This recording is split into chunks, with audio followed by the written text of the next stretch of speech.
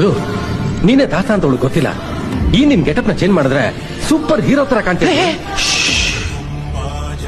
ಇದು ನನ್ನಿಂದ ಸಾಧ್ಯನಾ? ನಾನು ಹೀರೋ ತರ ಕಾಣ್ತೀನಾ?